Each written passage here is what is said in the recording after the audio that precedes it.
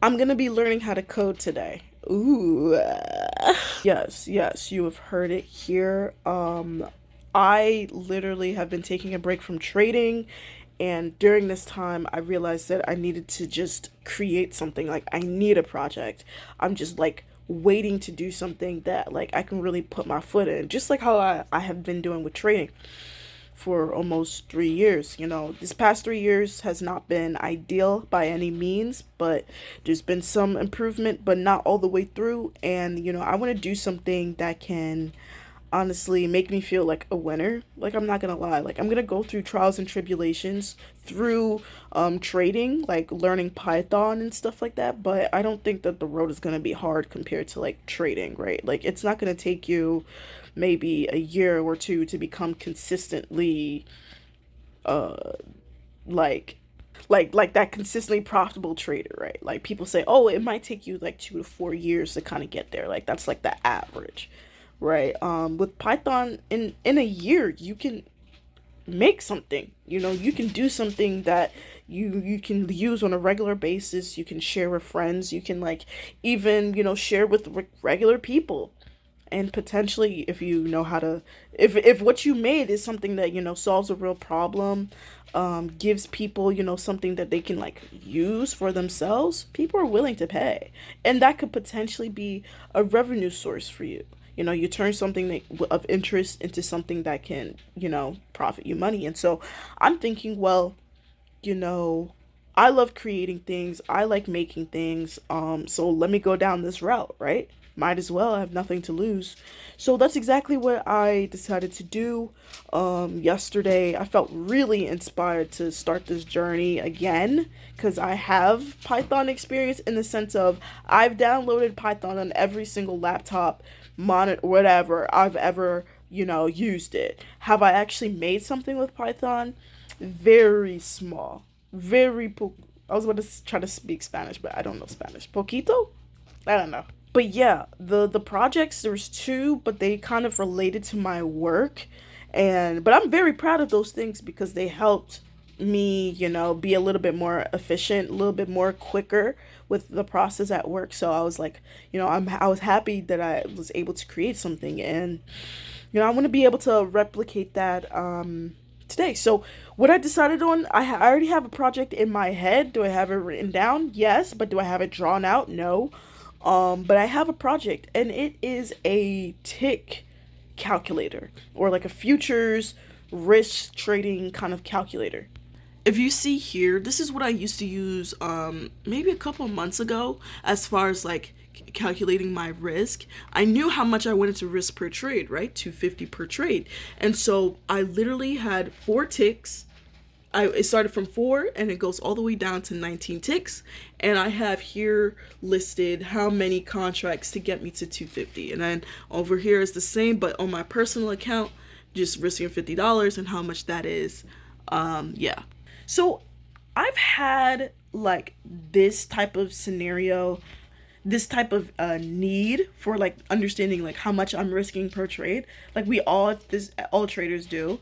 My original one of this was actually a spreadsheet, which could be a little bit more easier, but honestly, it was like I don't know like how to code like that. So the spreadsheet was cool, but it's like, even I have it all laid out, but I would have to go and search for like my dollar amount that I wanted. So if at the top I'm risking, let's say the trade has like 10 ticks, I know that I want to risk 250. My X spreadsheet, it would give me if I put 10 ticks, it would give me a whole list of how much that would be with one contract, two contract, three, all the way down, whether it be micro or mini. It would have it, and then I would just have to scroll through and try to find the one that's like boom 250, or under, or whatever. And that was cool, but you know how inefficient it is to keep on looking through something, making sure. And I wanted to be able to, on the spreadsheet, I wanted to be able to kind of like highlight the number, or give me the number up top, so I don't have to keep on scrolling through the thing. I don't know how to do that shit, so I want to be able to do it now. Last type of example. So these are the most like future risk management things that I've seen. These are just a couple of examples. This one right here, this is the best one so far. This one right, I don't even understand this. This one right here, and this one right here. Majority of them have this thing that I don't like, entry price. And having to put your entry price or something like where's the one? Like bot entry price, sell price. Entry price, sell price. I don't really like that because I feel like that's just a lot of information to put for one trade, bro. That trade idea can change, you know? It could go from one or 10 tick trade to, oh, now price did something else. Now I got to adjust and now it's not, now I have a different trade idea. But while simultaneously following my rules, so rather than this entry price, it's another. And so now you got to go back to the calculator, put your same entry price. And it's like, bro, you can simply find out how much risk you're putting on if you know how much you want to risk and how many ticks your trade is. You can literally do those. Those are two things, and it's so easy. You go on TradingView, you have TradingView, you know how many ticks you have. Okay, this is a 10 tick trade. All right, how much do you want to risk per trade? You should know those two things. You should know those two things, right? I get in this 10 tick trade, I want to risk 250 on MES. That's like 20 contracts. 20 contracts. I looked at my job. But I want to be able to create something that kind of gives you that, you know, automatically. So the how I want it to go is that at least like the simplest version is I ask you what, like 3 or 2 questions? No, probably 3 questions. You know, what pair you're trying to trade, how much are you trying to risk, and how many ticks does your trade have? You give me, you want to trade MES.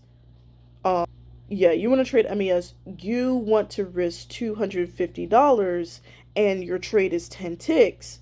You enter those 3 inputs and you should just hit like submit or something, and it's going to give back to you how many contracts you should be using for that trade. That is just the basic of it, right? But something that I want to include, and I'm not too sure how I'll be able to do it because I only have one broker ninja trader, but I want to be able to like see how much they take from commissions or fees and commissions so that I can like potentially build that into the amount of contracts to use. Because something that I realized was, right, like I'm risking, let's say 250 per trade, and let's say I lose.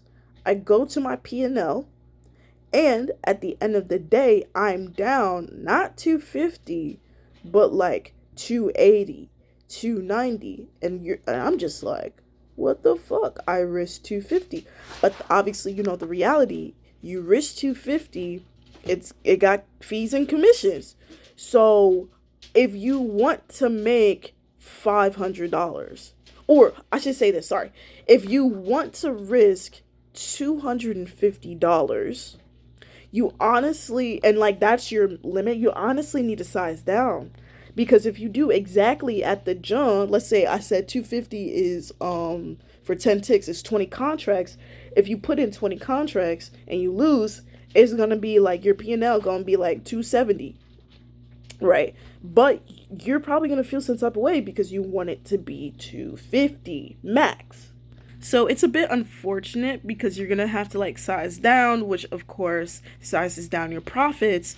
But if you are losing more than your calculations have you like wanting to lose, like per trade, like you're gonna be down even statistically, right?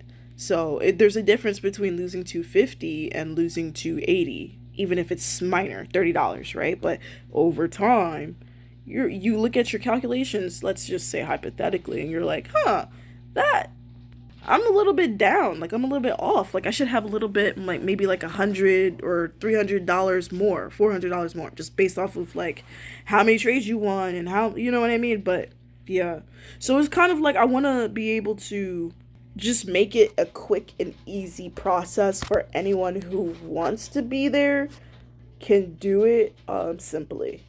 Okay, don't remember where I left off at, but yeah, I just I just want to do this just for me, my childhood, and like I've recently realized that I'm not a coder, right? I'm not like this person who can just do hundreds and thousands of lines of codes. Like that's just not who I am. But I am somebody who likes to create, likes to think like, I wonder if there is a better way to do X, Y, and Z. Like I'm always like a person that loves to find and see if there's a better way. And so that's something that I want to just do. And I'm scared. I'm afraid. I'm nervous of like giving myself the same hype up that I have for years of like I'm going to learn how to code. It's it's going to be my time. This time is going to be different than all the other times. This is probably like my seventh attempt. Eighth, seventh, eighth attempt of getting into code in that world of building and developing things. And yeah, I guess I kind of want to talk about that for a little bit and then, I'll end. But yeah, just the fear of like getting into this with all of this expectation of an app that I want to make and how it's going to help people. And, I'm somebody who always thinks like more, like higher than I actually am capable of. That's just like where my brain goes. It's like, what's the best thing that can happen or I can like output from this?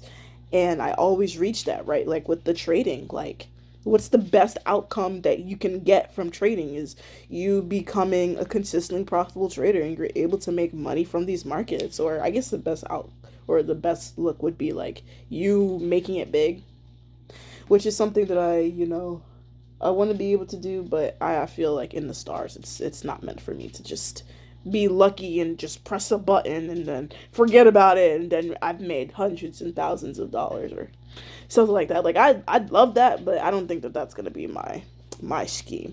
Um, but yeah, overall, just like putting my faith into something that I think is going to better me, that's going to be like this awesome and cool thing, and then as soon as I get into it, it's like nothing but like error, syntax error, indentation error, like error. Like I've experienced those, and that's what's made it so like difficult to continue because it's like I feel like I'm getting nothing out of this other than proof that I suck.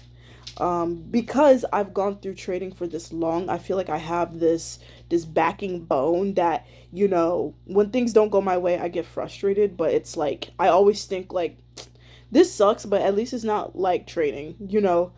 Things are not going my way, but at least like I don't have to worry about the bullshit that's in trading.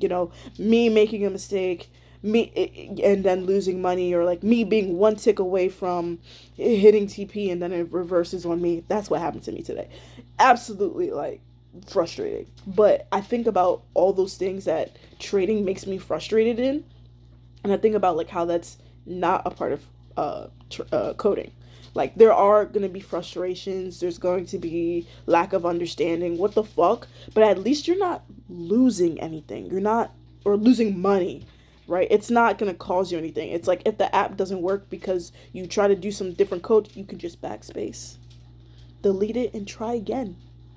Nothing lost and everything gained, right? And yeah, so I feel like I've been saying this a lot more recently. I feel like trading has built me up to a person that can withstand a lot more things compared to other people. Like I've been thinking about getting into sales, and a lot, why do a lot of people quit sales? They can't handle the rejection, they can't handle the quotas, the pressure of all of that. And not to say that I'm gonna just off rip, like off the bat, just be able to do those things. I know what it's like to be rejected on a regular basis. A lot of people, I'm realizing, can't handle no's from people. I do that in person, street interviews, Philly Live, look me up. And it's literally like I don't even care if they say no, because I know that like, well, for what I'm going for, all I need is four people.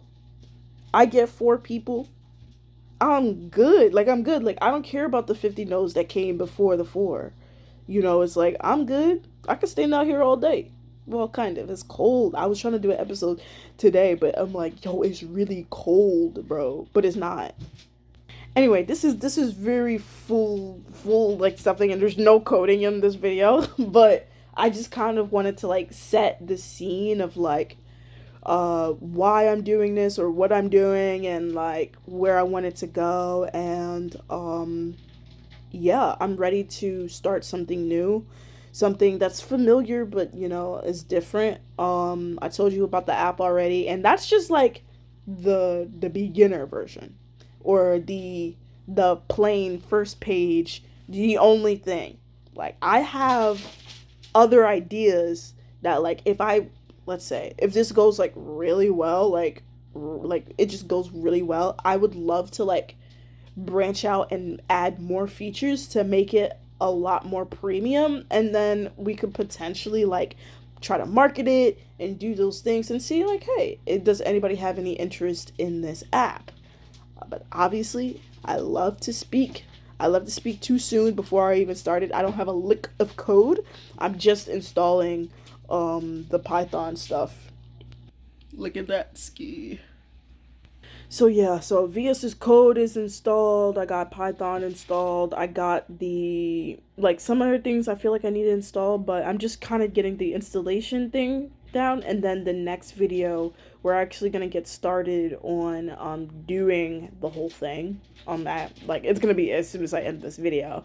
Another thing is I am gonna be watching a tutorial, damn near following it, because I saw this video of somebody kind of making something similar to what I am going to make, so we're about to watch that tutorial. The fuck? So yeah, so that's my whole thing. It's like, it's like one of those things where it's like, I don't want this video to end, because when this video ends, I'm gonna have to actually like go on Python and do stuff like Python stuff, and it's like I've just been down this loop so many times that it's like I'm so over myself. I'm like, again, you're gonna try to learn how to code in Python again? Like, you're really gonna put yourself into this? Because like, honestly, like when I get into these languages, it seems so fun and cool until you get hit with those errors and you're just so confused about like what the fuck anything is about. And then everybody's like, look at the documentation. You look at the documentation and it looks like a fucking hieroglyphics. Like, literally, like I don't know what this stuff is just because I read a documentation, and it's long as hell, and it's like, what does this even mean?